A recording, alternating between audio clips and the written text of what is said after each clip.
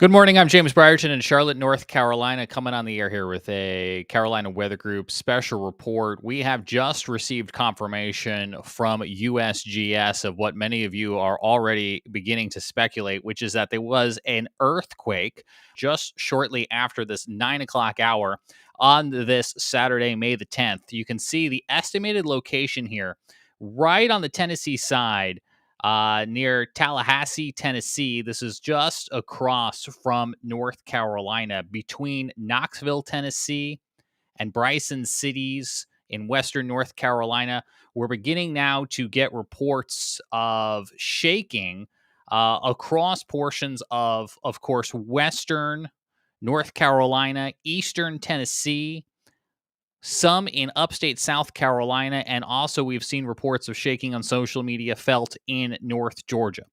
So far, the USGS map that you can see on your screen here puts a large cluster of those in the Knoxville, Tennessee area, which of course would put it on that side of the mountains. If that is in fact where the epicenter was, that might align with where some of the strongest of the shakes could be felt. I have seen so far from the USGS preliminary numbers in the range of a 3.5 to possibly 4 magnitude. You can see we also have initial reports of shaking felt across western North Carolina, including in Asheville, down towards Lake Lore, Chimney Rock. Now, these are going to be somewhat weaker of a shake. I have a text message from a family member in South Charlotte in the Ballantyne area asking me if there was, in fact, an earthquake. These green areas do represent where it was felt a little bit stronger. Of course, you can see that there's a large cluster of reporting down in the Atlanta area. I speculate that is just purely population based because what we're looking at here is essentially user generated reports. So, where there are more people, we are likely to see more reports. But we know right now, based on what you guys are telling us in chat, what the United States Geological Survey is telling us, that it looks like at about 4 minutes past 9 o'clock, or for anyone that wants to be super technical, 13:04 UTC, we had a at least 4.1 magnitude earthquake southeast of Greenback, Tennessee. Greenback being right up in here. The state line is right in here. You can see, maybe for points of reference, we're about due south of Knoxville, and we are east of Athens, Tennessee, but we're not far from North Carolina. So we know Murphy, Cherokee, Bryson City, you all probably likely felt that. Beginning to get some comments now from all you joining us here in the Carolina Weather Group. Brandy felt it in Longview. James felt it in Dahlonega, Georgia. Beaufort, Georgia coming in right now. Douglasville, Georgia. A couple of you saying, I thought I imagined it. Yeah, depending on where you were, it may not have been significantly strong enough to know exactly what you were feeling when it did occur.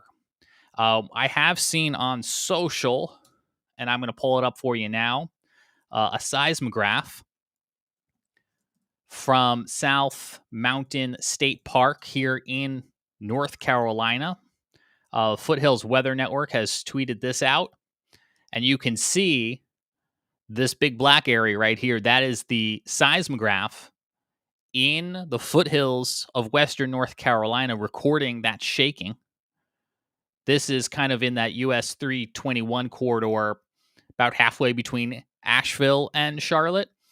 So this is not necessarily at the epicenter, but close enough that it would be able to feel it. These things are certainly very sensitive. We know that this particular South Mountain State Park seismograph has picked up earthquakes states away. So the fact that it was able to feel it when it was so much closer is not surprising at all. We can see right now on X, formerly known as Twitter, trending in the United States, East Tennessee, North Georgia, USGS, as we're beginning to once again get reports from folks who have felt this shaking that came in at about the 9:05 time frame.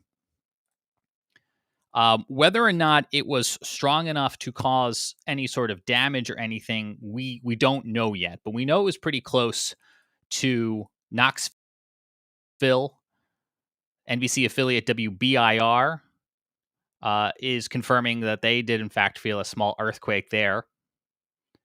And waiting to find out right now from any officials whether or not this would have been strong enough to cause any damage. I couldn't say for sure. We know in the Carolinas, Elgin, South Carolina, outside of Columbia, has been experiencing a continuous stream of small earthquakes in the magnitude of 1 or 2. This looks like it's going to be a little bit bigger than that. Again, maybe about a 3.5 or 4. Those numbers are the impacts of those numbers are a little bit different here on the East Coast than they would be on the West Coast because of the way the terrain and everything is set up. I won't pretend to be a complete expert in all of it, but we do have this comment from YouTube, Knoxville, Tennessee. The window shook with a boom sound. That certainly would be pretty scary. Same thing, portions of Georgia, shaking reported. Alpharetta checking in with us. That's in the Atlanta area, saying that they, in fact, could feel it. So far, what you guys are putting to our live comments here aligns quite nicely with what the USGS is also working to gather as part of those official reports. We are not aware of any continuous shaking or any aftershocks at this time. It's about 9:30 now. This happened about 25 minutes ago. With some of you saying it woke you up, shaking the bed. Saltwater tank was actually making waves, says this comment here on YouTube. And so you're not crazy. If you felt a mild or even small shaking, it does appear that, in fact, we did have some sort of earthquake. Again, preliminarily, about 4.1 is what the USGS has it at right now. We've seen this number change a couple times. That is fairly normal. Now, this is going to be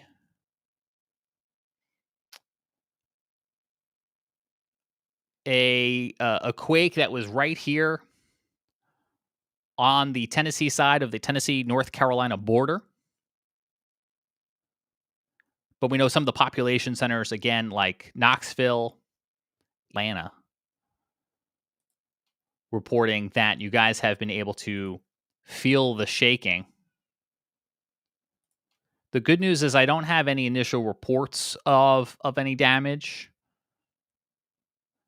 Came at about 25-kilometer depth.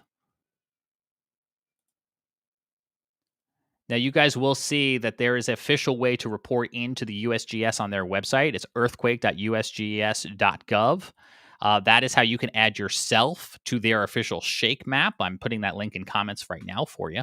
I appreciate everyone checking in with me here in chat. But if you want to join the official log that the USGS is populating, you can also see kind of these preliminary circles that they've got drawn, where it kind of, again, that epicenter will fan on out, with the strongest being felt near the epicenter, near Great Smoky Mountain National Park, just here on the east side. And so we do know that. I mean, I got a text message from somebody here in Charlotte who said they felt it. I'm in Charlotte. I didn't feel it, but lots of you right now in chat telling us that you have felt it in Tennessee. You have felt it in Georgia. You have felt it in the Carolinas. And you know what? Telling us that you didn't feel it is just as helpful too. A report from Shelby and South Mountain. You know, whether or not you felt it might have a little bit of something to do with where you were, what type of structure you were in. But a lot of you saying right now that you definitely felt the shaking. So once again, we can confirm. The USGS is telling us that just after the 9 o'clock hour, an earthquake right here on the North Carolina and Tennessee border. They have updated their shake map to show us where some of the official reports are coming in. You can see them here on the screen. And so if you are just logging on or just heading on over to social media to try to figure out whether or not, in fact, there was an earthquake, we can confirm there was, in fact, an earthquake here that rocked portions of the Southeast on this Saturday, May 10th. Not something that happens all too often around here, but is, in fact, something that can happen. So we will continue to monitor for additional information that will be available as the USGS and officials continue to assess any impacts from this earthquake. At best, it gave us all a good scare and a good shock, but at best, maybe we won't have any sort of damage or anything like that. Going to go ahead and leave this stream up and running for you guys to converse and have a conversation about what has occurred here. One of the things we do at the Carolina Weather Group is we have a weekly show dedicated to weather, science, technology, and more. So as you and I have been talking this morning, I have just been going back to our archive to try to find, we had an episode number 458, about 100 episodes ago. This would have been about a year ago, where we brought on Dr. Wendy Bohon. She's an earthquake geologist. And this was after we had a string of smaller earthquakes in the Elgin area, I believe. And you know, she gave us some really good insight that really opened my eyes to the fact that North Carolina and South Carolina can, in fact, get earthquakes. And so we're going to go ahead and replay this episode for you here. You're welcome to continue to converse in our chat. But once again, we can confirm that the USGS says we had about a magnitude 4.1 earthquake near Greenback, Tennessee this morning. And we'll continue to monitor those latest developments right here, streaming with you, and on our social media platforms.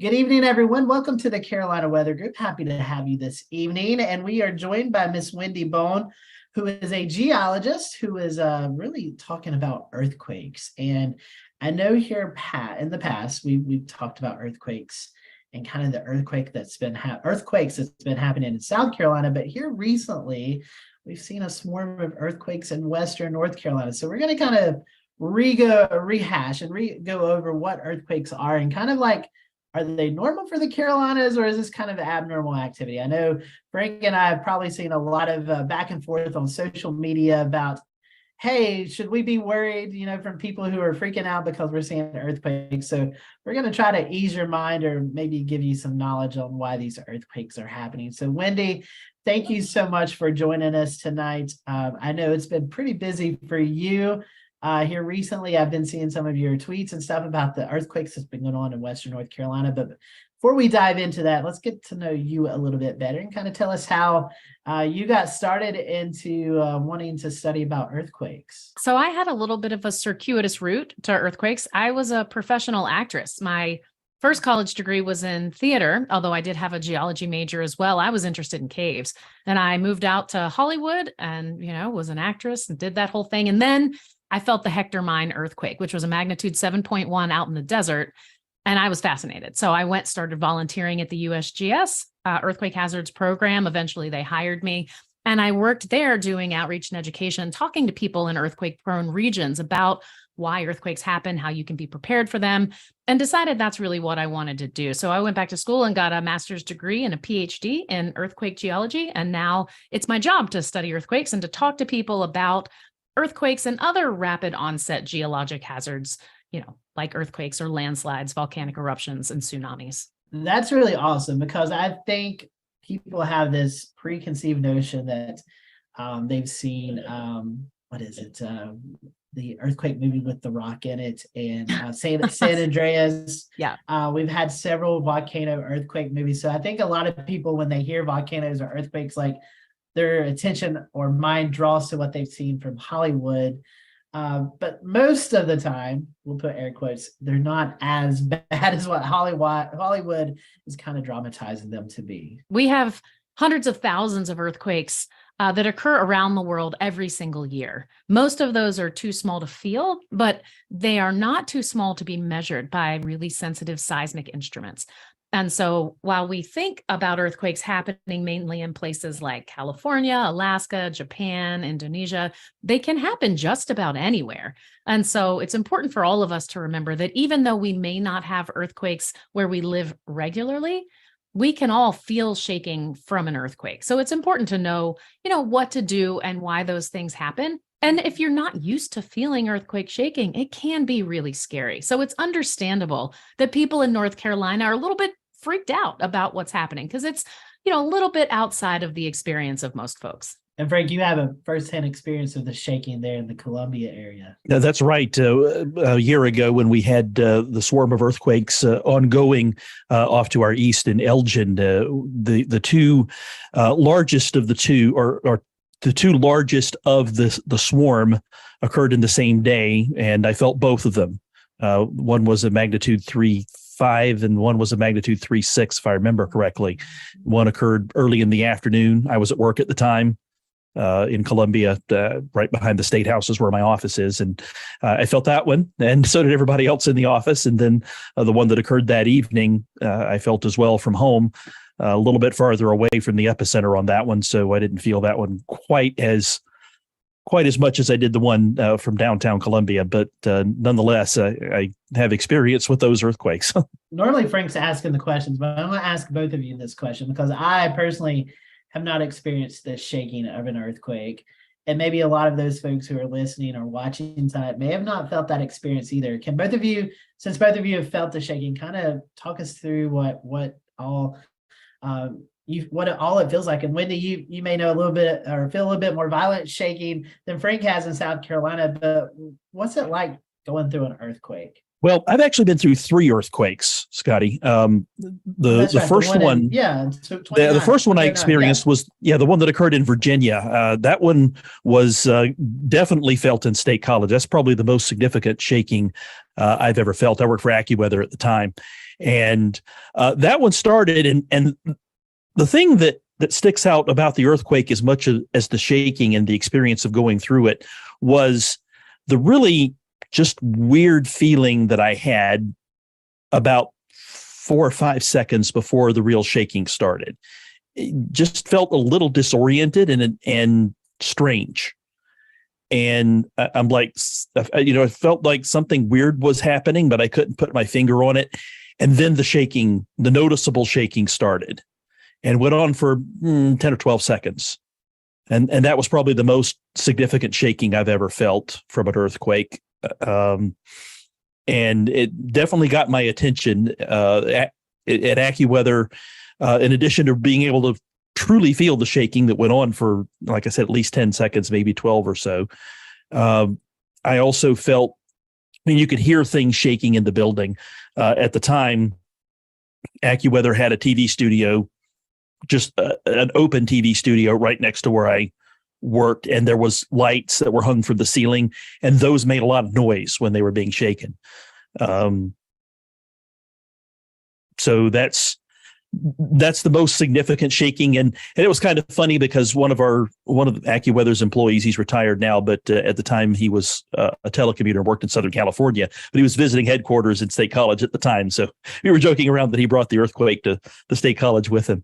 But anyway, that's the first earthquake I felt years ago. I can't remember the date exactly.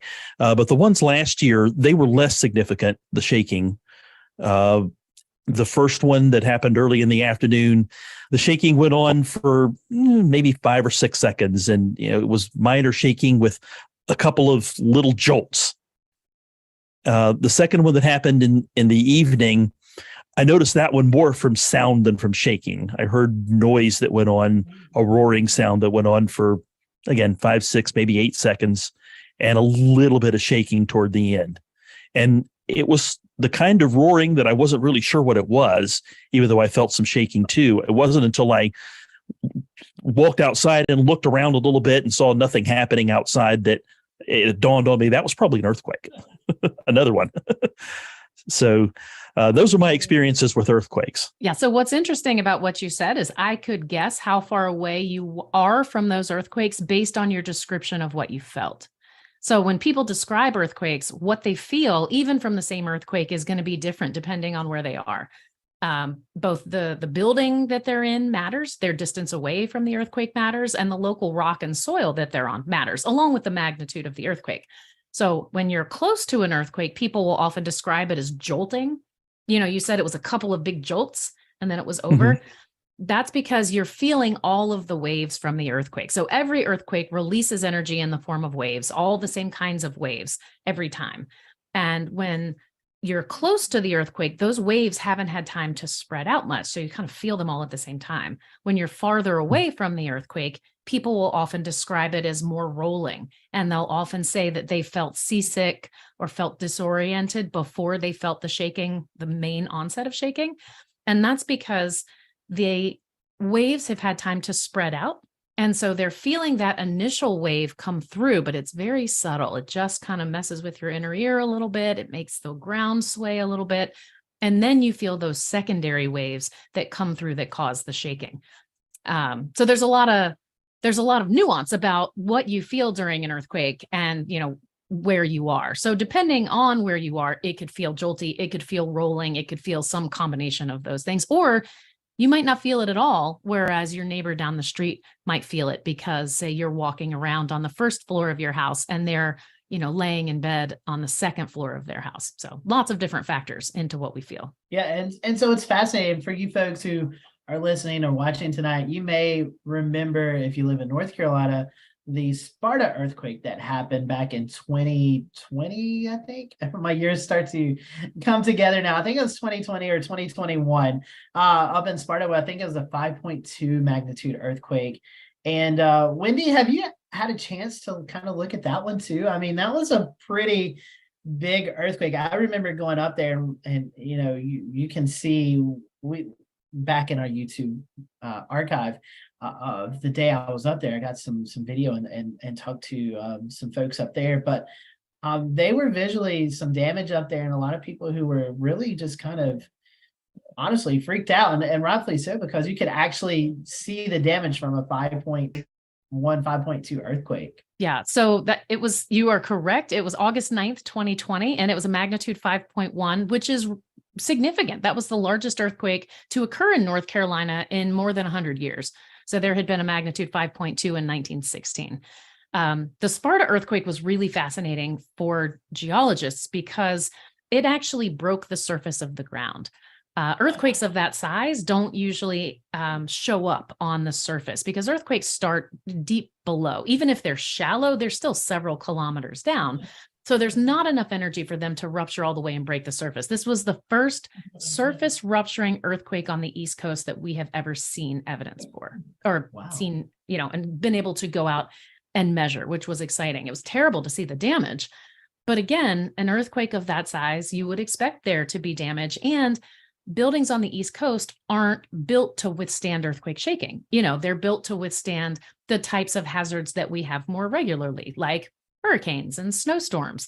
So the brick chimneys and those sorts of things are not able to withstand that side to side shaking that earthquakes produce. So there was a lot of chimney failures, foundation issues with homes, and hate to see that kind of damage. But there have been at least 23 times since 1935 that earthquakes have caused damage in North Carolina. So while it doesn't happen all that regularly, it does happen. So North Carolina is also earthquake country. Can you kind of talk about what an earthquake swarm is and maybe what's going on right now in the western portions of North Carolina? Earthquake swarms are a special sort of earthquake sequence. So I want to start by talking about kind of the regular earthquake sequence. What we're used to seeing is that you have an earthquake, and that's followed by a bunch of smaller earthquakes called aftershocks. And we call that big earthquake the main shock. When you have an earthquake swarm, what happens is there is no main shock. All of the earthquakes are around the same size. There's no kind of bigger one followed by a lot of smaller ones. It's just earthquakes that are happening in a general, location nearby each other that are around the same magnitude over a relatively short period of time. So is 7 earthquakes a swarm? I would say probably yes, because that's, more than usually happen in that area in a short period of time. But when we see earthquake swarms in places like California or Nevada, it's thousands of earthquakes sometimes that are happening. So they're small magnitudes. I think the largest one, what was it, like a magnitude 3.2? Most of them have been magnitude 2s and going down to about 1.8. So they've been relatively small magnitude. This doesn't mean that they're leading up to something bigger. Like Frank said earlier, there was an earthquake swarm that started in December of 2021 in South Carolina, in Kershaw County, and there were more than 60 earthquakes in that swarm, but the largest one was a magnitude 3.6. But, people start to feel shaking pretty regularly, which of course, can set you on edge because it's unusual, but it doesn't mean that it's going to lead up to some larger event. What you should think when you feel this is, the same thing like when there's a thunderstorm and you're like, oh, hurricane season's coming. I should probably start thinking about that because could happen. This is your reminder that you do live in earthquake country and earthquakes do happen. And even if it's not an earthquake in North Carolina, you felt shaking from the earthquake in Virginia, that 2011 magnitude 5.8.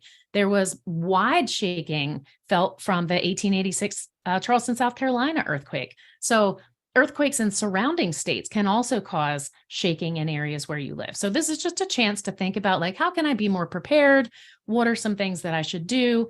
Luckily, earthquake kits look very much like hurricane kits or snowstorm kits, any kind of hazard where you're just kind of thinking through the things that you and your family and your pets might need if you're, stuck in the house for a couple of weeks. So it's just a reminder that we should remember to be prepared for all sorts of different contingencies. That's one of the things I was just thinking is that when you prepare for a natural disaster, you're preparing for, everything. There's the basic preparation that you make. The first 3 days are on you, food and water for 3 days, medications and so forth, and things for your pets to do. And that applies, like you said, to not just an earthquake or a hurricane or a tornado. It's all of the above, or some other disaster, maybe a man-made disaster. Still, it's something to be prepared for, and it's why we push this preparedness message so hard in South Carolina, and why SCEMD, our emergency management division, does that. It's because the odds of any one of these disasters hitting you may be relatively small, except in South Carolina for the hurricane. We get one of those about every 8 years, but the odds of a disaster of some sort affecting you is more substantial. Yeah, and it's funny because what we're concerned about and what we worry about has a lot to do with what we're exposed to and what we're used to. So my in-laws are here visiting from San Diego, and I told them I was coming to do this podcast with you, and they were like, for a magnitude 3.6? Why? But these are the same people that are worried about coming out here during hurricane season. And I'm thinking, I grew up on the East Coast. Hurricanes, you've got weeks of warning. They're coming. You can prepare. You can do all these things. They're used to earthquakes, right? And so they are unconcerned with earthquakes, whereas hurricanes are not something they've had to deal with. And so they're more afraid of hurricanes. And so, it's sort of like folks out on the East Coast are very concerned about earthquakes, but hurricanes, we're not so worried about that. Those come along all the time. And so I think I just want to allay people's fears and say, earthquakes are normal. There's like 30 to 40 earthquakes every year in North Carolina. You just may not feel them. So take it, don't be scared, just be prepared. Remember that there's lots of things that you can do to keep yourself and your family safe from earthquakes, from hurricanes, from all of these potential hazards. And so, that is the message, I think. Don't be scared, be prepared. That's something that we preach all the time, because here in the Carolinas, you go from hurricane season to winter storm season. So you should always have that evacuation kit and that safety, that preparedness kit prepared. So like you said, Frank, the South Carolina Emergency Management Department does a great job at always advocating for that. And so does North Carolina. So, as Wendy was saying, just be prepared. You don't have to be scared. We say the same thing in severe weather days. We want you to be prepared, not scared, because if you are prepared, then if something does happen, you have everything covered and you're ready to face whatever earthquake, hurricane, flood, severe thunderstorm, tornado. You're prepared for that. So it is great to always be prepared. So Frank, off to you. One of the things we talk about when it comes to this stuff, you mentioned the Charleston earthquake, and I don't think a discussion of earthquakes in the Carolinas can happen without a talk about the risk of the big one. In South Carolina, hurricanes are probably our biggest disaster risk. And like I said, we get one of those about every 8 years. The big one, however, that comes along about every 35-ish years. The last big hurricane was Hugo. So you could be said we're due. The 1886 Charleston earthquake, that was a 7.1 magnitude earthquake. What is our risk to seeing an earthquake like that happen again? Are we due? Do we even know? It's difficult to say. So earthquakes on the East Coast we can't predict any earthquakes. earthquakes on the East Coast are even harder to forecast because they happen so rarely. And also, the faults on the East Coast are not active in the same way that the faults on the West Coast are active. So most earthquakes happen along the boundaries of the tectonic plates. And for the US, that's along the West Coast. That's why we have so many earthquakes in Oregon, Washington, and California. Now, along the passive plate boundary, which is the East Coast, or the passive aggressive plate boundary, depending on who you talk to, because there are earthquakes here and they do happen, 5.8 in Virginia, 5.2, 5.1 in North Carolina, the 7.1 in Charleston. Like, earthquakes do happen here, but we don't know where all the faults are. We're not certain how often there are earthquakes on those faults. And so it's really difficult to say how often they occur and how likely they are to occur. One of the things that's important to note is that the rocks on the East Coast transmit seismic waves better than rocks on the West Coast. So earthquakes on the East Coast are felt far more broadly than similar sized earthquakes on the West Coast. So for instance, there was an earthquake in Napa. It was a magnitude 6, and it was felt over a much, much smaller distance than a smaller earthquake, the magnitude 5.8 in Virginia in 2011, which was felt all the way from Eastern Canada down to the tip of Florida and, over across to even like the Mississippi River Valley. So even with smaller earthquakes on the East Coast, they're likely to be felt over much broader areas and felt by more people. So you have the potential to have damage in kind of a broader region. It's also important to think about the difference between hazard and risk when we talk about earthquakes on the East Coast, because, and I like to explain the difference because, we talk about them interchangeably oftentimes, but let's think about it in terms of sharks. If there's a shark in the water, that's a hazard. But if you're standing on the beach, your risk of getting bitten by a shark is low, right? So the hazard is there, but you're not likely to be impacted by it. It's similar when we think about earthquakes on the East Coast. They don't happen very often. Big ones especially don't happen very often. So the hazard is pretty low, especially compared to the West Coast. But your risk is actually pretty high because we don't build to withstand earthquakes here on the East Coast. Our population doesn't know in the same way that, say, people that live in earthquake country in California, Oregon, Washington, they know what to do when they feel earthquake shaking. And so people may not be as prepared. Our infrastructure isn't as prepared. And so when one of these very unlikely events does happen, it can cause more damage and devastation just because of the vulnerability of our systems. I didn't answer your question, but that's because I don't know the answer to your question. That's okay. That's totally fine. Like I said, the rarity of earthquakes in this part of the country make it difficult to assess the return period for a larger one. So I understand perfectly if we just don't know because we just don't have enough history. One thing, Wendy, I think we were talking about, especially here on the East Coast with not being as prepared or ready for earthquakes, is the great shakeout that occurs every year. And I know South Carolina Emergency Management, I know North Carolina Emergency Management, a lot of local and county governments and officials really participate this and really encourage it. I've seen in the past with billboards, the great shakeout, and it'll say the day, here's how you can practice. A lot of school systems do that. So it seems like there is this outreach, and I know that's something that you're involved with a lot, is outreach and trying to communicate the hazard. So it seems like folks are starting to catch on, especially with this event. And even on social media, folks are asked to take a picture of them under a sturdy desk or table or whatever to keep themselves safe from falling things. But it seems like the outreach opportunities and the communication of the hazards is starting to really gain some traction. Yeah, absolutely. And social media has been a huge driver of that. We just have so many more ways to communicate than we did before, right? Like, when did podcasts become a thing? It's only been in the last 20 years or so. And so here I am talking to you about earthquakes, where I wouldn't have had this opportunity before. I talk to people on social media about earthquakes, and so these ideas can spread and really take root in places that they didn't before. So I know social media has its pros and cons. The interconnectedness of the world has its pros and cons to people, but there's an awful lot of good that can come out of it in terms of making sure that we as a a state community, a local community, a global community can really come together and take the lessons that we learn from other places and apply it to the places where we live. So, you see things like the earthquakes in Turkey and you think, oh my gosh, that could happen to places in the United States. What can we do to prepare?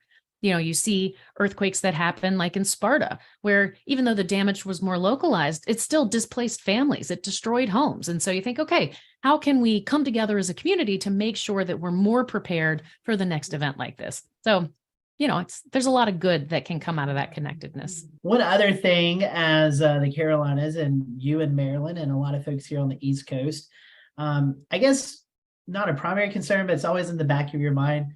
What's the threat of a tsunami happening here on the East Coast? I know that those are directly connected with earthquakes. So maybe talk about how tsunamis are formed for those who may not know it and what the risk and the hazard is here for the Carolinas. So I want to lay everybody's mind to ease now. We have very low risk, even in the coastal communities along the East Coast, of having damage from a tsunami. Low risk is not no risk. There are things on the other side of the ocean that could potentially cause tsunamis, but we have very, very low risk here. Tsunamis are generally caused by underwater earthquakes of a very specific type of fault. So in order to cause a tsunami, you have to have the seafloor move upward, and that displaces or moves up the water above it. And that water then all flows out in all directions. And that's the series of tsunami waves. And so the types of earthquakes that produce this are generally those megathrust earthquakes that can happen like along the coast of Oregon and Washington, or along Western South America. They can happen in Alaska, places like that. Occasionally underwater landslides can also cause tsunamis, and those are usually the result of earthquakes as well. So earthquakes and tsunamis tend to go hand in hand, but not every underwater earthquake causes a tsunami. But there are organizations like the Pacific Tsunami Warning Center and other places that are monitoring this all the time. And we do have buoys called dart buoys and other kinds of buoys around the world that are monitoring things like tsunamis. And soon we're hoping to use the cables that go along the bottom of the ocean to help monitor earthquakes and tsunamis in places where we may not have a lot of instruments. So that would give us additional warning time about these potential disasters, these hazards that have occurred in kind of remote places. So all the time that technology is advancing and telecommunications are advancing, we're getting better warnings. And the more time that people have to evacuate, the more time people have to prepare, the better the outcome is going to be.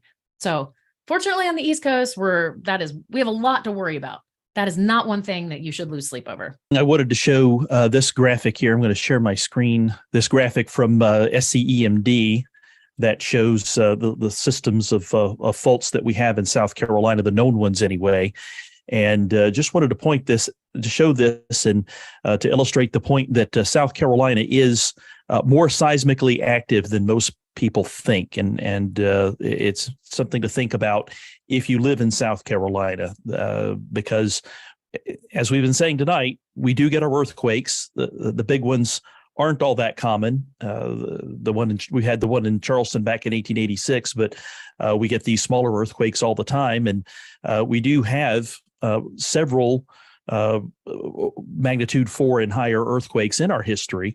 So it is something we do need to think about and prepare for. And I think this map illustrates it fairly well, because we have little fault lines all over the place, especially along what we call the fall line in South Carolina, where you do have a change in elevation, and there are a lot of fault lines associated with that. There's also several in the upstate, and we've had earthquakes there and into western North Carolina, and a few along the low country, of course, some that produced the big Charleston earthquake, and even a few offshore that might result in perhaps a small tsunami occurring. And another thing to think about is that even a small tsunami would probably be a big deal, especially if it happened at high tide in the Charleston area, because they're already at risk to flooding, and they're very vulnerable to flooding along the Charleston County coastline. So even a 1 foot tsunami that occurred at high tide, if it were an astronomical high tide, would be a big deal. It would cause some pretty substantial flooding. So it's something else to think about. And again, this map, I think, illustrates the risk a little bit better than than a bunch of words might. So keep it in mind and do prepare for this risk. I do have two quick comments on that. The first is SCEMD does a really bang up job of talking about all the different kinds of risks that are happening in South Carolina. In particular, I was impressed with their coverage of the earthquake swarm. So shout out to them for doing a great job. And this is just a point of literal ancient history. These faults were actually formed at the same time the Appalachian Mountains were formed, about 300 million years ago. So these are really ancient fault lines. Most of them are buried, so you can't see them on the surface. And so when earthquakes are happening, they're usually reactivations of these faults moving very, very slowly. And I just think that's so cool, that the earth doesn't forget. The earth is remembering the formation of the Appalachians all those years ago, and then the processes that tore the land apart and created the Atlantic Ocean. So the earth is changing all the time, and earthquakes are part of that process. And I think it's just really kind of fascinating to be able to still read the rocks in that way. See, there's another thing we can blame the Appalachian Mountains for all you lovers of snow, from the downsloping of the winds that dries out all the snow in Piedmont. Now you can thank the Appalachian Mountains for the faults there in South Carolina as well. So Frank, we can add another one to the list for the Appalachian Mountains. But anyway, Wendy, thank you so much for joining us. You're a great follow on Twitter, so I would love to give you the opportunity to promote your Twitter and any other social media or website that you are a part of, and how folks can stay connected. Thanks for having me. I am Dr. Wendy Rocks on Twitter, Facebook, Instagram, and YouTube, and Dr. Wendy Rocks It on TikTok. So go follow Wendy. She is I promise you, a great follow, one that you definitely want to stay connected with. So Wendy, thank you so much. And we want to thank you all for watching and listening tonight. We hope that we've hopefully eased some fears for those who are concerned with earthquakes that have been happening here over the last year or so in the Carolinas. And for now, we will sign off, and we'll talk to you here soon. We'll talk to you back here real soon. Have a good night, everyone.